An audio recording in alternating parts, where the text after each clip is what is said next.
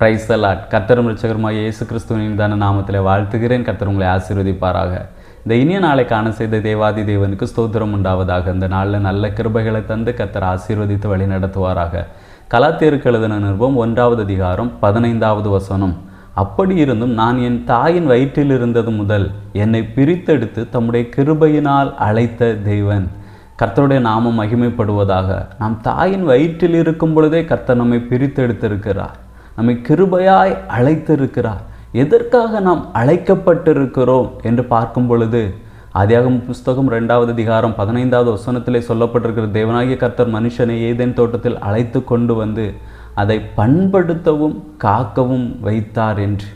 கர்த்தர் நம்மை கிருபையாய் அழைத்து கொண்டு வந்து ஒரு தோட்டமாகிய சபையிலே வைத்திருக்கிறார், ஒரு தோட்டமாகிய வீட்டிலே வைத்திருக்கிறார். அந்த தேசத்தில் நம்மை விட எத்தனையோ பரிசுத்தவான்கள் இருந்தும், நம்மை விட பலமுள்ளவர்கள் எத்தனையோ பேர் இருந்தும் கர்த்தர் ஏன் நம்மை கிருபையாய் அழைத்து கொண்டு அந்த குடும்பத்திலே நம்மை வைத்திருக்கிறார், அந்த வீட்டிலே நம்மை ஏன் வைத்திருக்கிறார் என்று பார்க்கும் பொழுது இங்கே சொல்லப்பட்டிருக்கிறது, அந்த தோட்டத்தை காக்கும்படியாக கொண்டு வைத்தார் என்று. நம்ம வீட்டில் ஒருவேளை நாம் மட்டும் ரட்சிக்கப்பட்டிருக்கலாம், அந்த குடும்பத்திலேயே நம்முடைய குடும்பம் மட்டும் ரட்சிக்கப்பட்டிருக்கலாம். ஏன் நம்மை கிருபையாய் அழைத்து வைத்திருக்கிறார் என்று பார்க்கும் பொழுது நம்முடைய குடும்பத்தினுடைய அந்த பாதுகாவலாக நம்மை வைத்திருக்கிறார். அதற்காக அந்த உத்தரவாதியாக கர்த்தர் நம்மை அந்த இடத்துல வைத்திருக்கிறார். அதை புரிந்து கொண்டு நாம் நம்முடைய குடும்பத்திற்காக, நம்முடைய குடும்பத்தினுடைய அந்த ரட்சிப்பிற்காக நாம் தெய்வ சமூகத்திலே நிற்கிறவர்களாக இருக்க வேண்டும். கிருபையா ஏன் நம்முடைய தேசத்திலே நம்மை மட்டும் அழைத்து வைத்திருக்கிறார்? இந்த தேசத்திற்காக உத்தரவாதம் எடுத்துக்கொள்ளும்படி, அந்த தேசத்தினுடைய பாதுகாவலுக்காக, இந்த தேசம் காக்கும்படியாக கர்த்தர் நம்மை அழைத்திருக்கிறார். அதை உத்தரவாதமாக எடுத்துக்கொண்டு நாம் தேவ சமூகத்திலே நிற்கிறவர்களாக இருக்க வேண்டும்.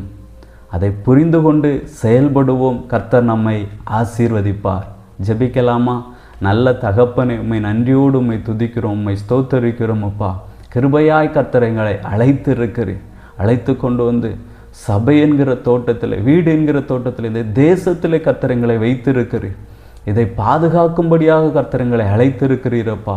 அதற்காக நாங்கள் உத்தரவாதம் எடுத்துக்கொண்டு எங்களுடைய குடும்பத்திற்காக, எங்களுடைய தேசத்திற்காக தெய்வ சமூகத்தில் நிற்கக்கூடிய நல்ல கிருபைகளை கர்த்தர் எங்களுக்கு தருவீராக. இயேசுவின் நாமத்தில் பிதாவே, ஆமென். God bless you.